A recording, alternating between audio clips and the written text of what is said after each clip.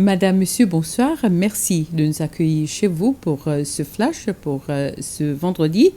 Dans le cadre de la journée de la police, une cérémonie a eu lieu lors de laquelle le département de la police a reconnu les efforts et les gestes héroïques de ses agents et des civils envers les autres citoyens.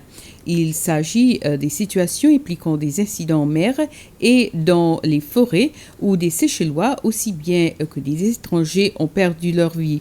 Le commissaire de police, Ted Barbet, a fait remarquer qu'il s'avérait nécessaire de récompenser ces agents pour leur dévouement.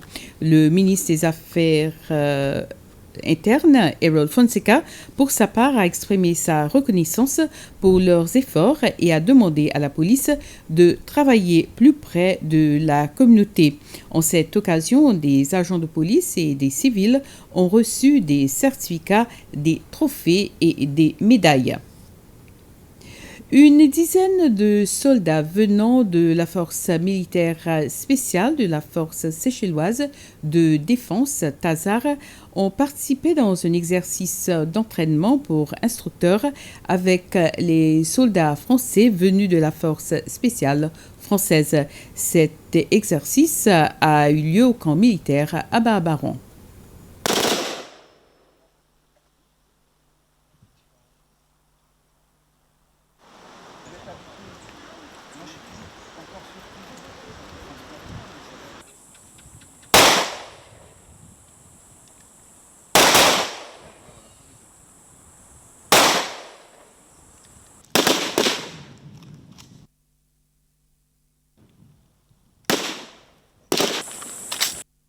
Je m'excuse pour ce reportage.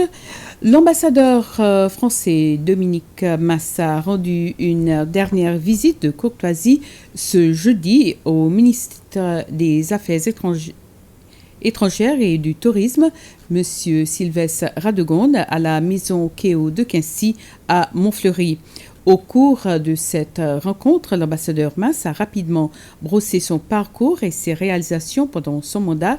Il s'est félicité des nombreuses opportunités qu'il a eues dans le cadre de l'accomplissement de sa mission et a adressé ses remerciements à tous les Seychellois qui, d'une façon ou une autre, ont contribué à son succès.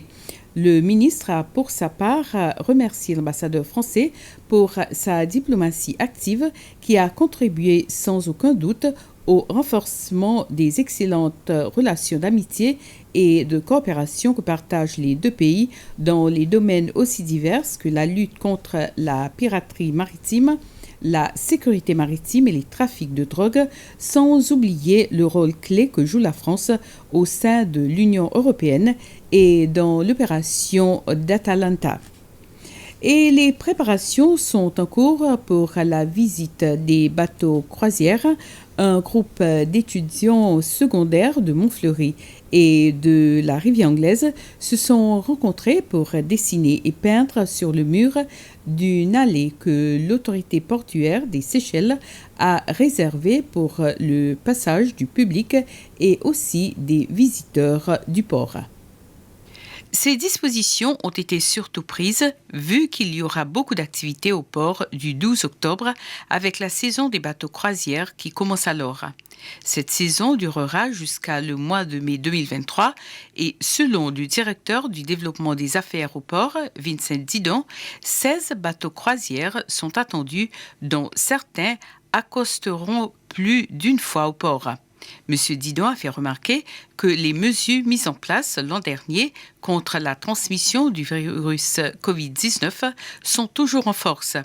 Mais par rapport à la dernière saison, a-t-il ajouté, il n'y aura aucune restriction cette fois quant à la grosseur des bateaux qui accosteront. Ainsi termine ce flash. Merci de l'avoir suivi. Bonne soirée.